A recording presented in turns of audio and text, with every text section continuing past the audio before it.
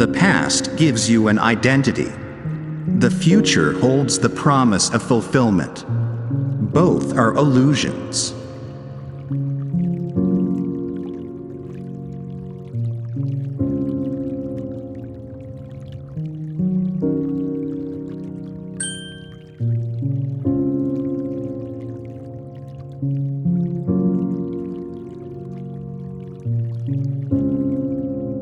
Give your fullest attention to whatever the moment presents.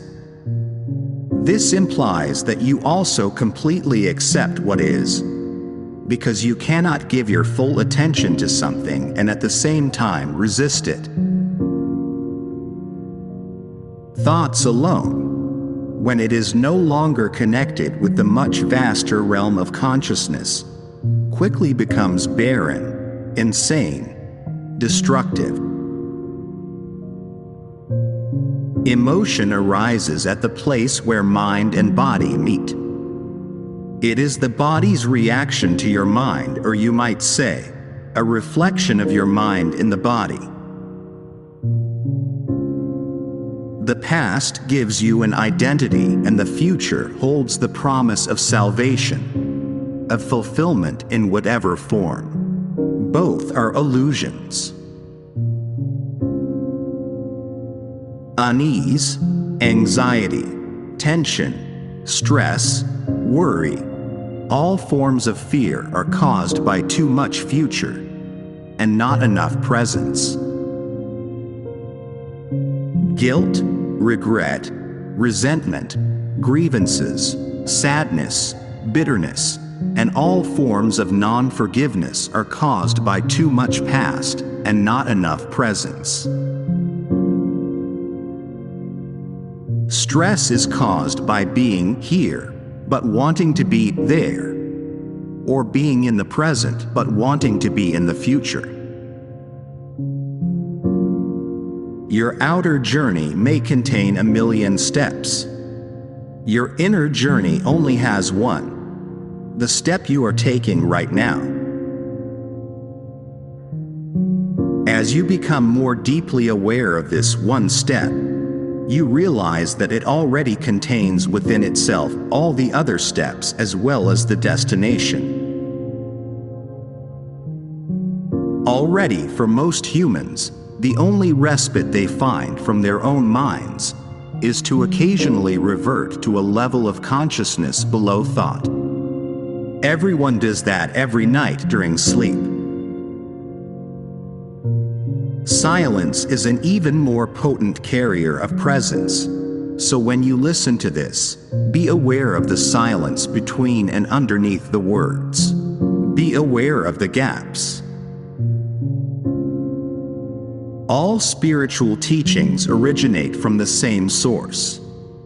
In that sense, there is and always has been only one master, who manifests in many different forms. You see time as the means to salvation, whereas in truth it is the greatest obstacle to salvation. The root of this physical urge is a spiritual one, the longing for an end to duality, a return to the state of wholeness.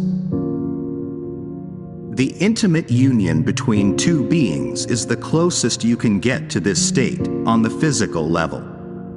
This is why it is the most deeply satisfying experience that the physical realm can offer. You cannot love your partner one moment and attack him or her the next. True love has no opposite.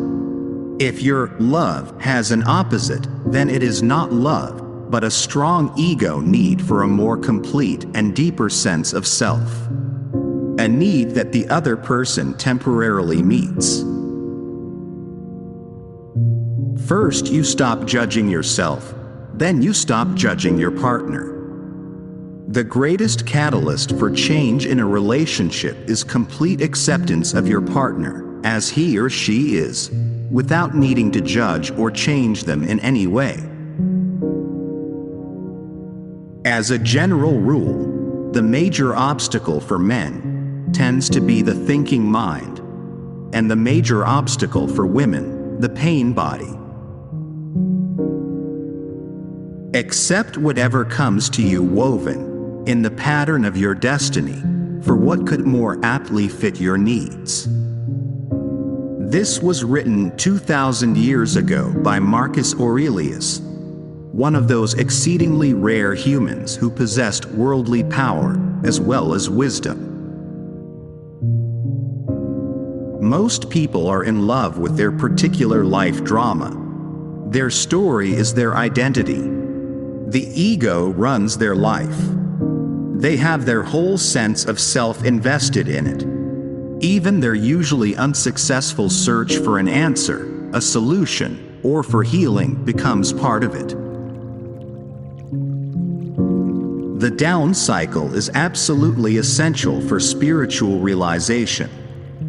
You must have failed deeply on some level, or experienced some deep loss or pain to be drawn to the spiritual dimension. Or perhaps, your very success became empty and meaningless, and so turned out to be a failure.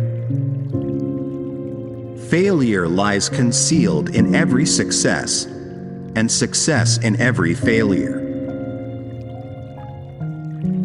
Many people never realize that there can be no salvation in anything they do, possess, or attain. In Taoism, there is a term called Wu Wei, which is usually translated as actionless activity, or sitting quietly doing nothing. In ancient China, this was regarded as one of the highest achievements or virtues. God is being itself, not a being. The mind always adheres to the known. The unknown is dangerous because it has no control over it. That's why the mind dislikes and ignores the present moment.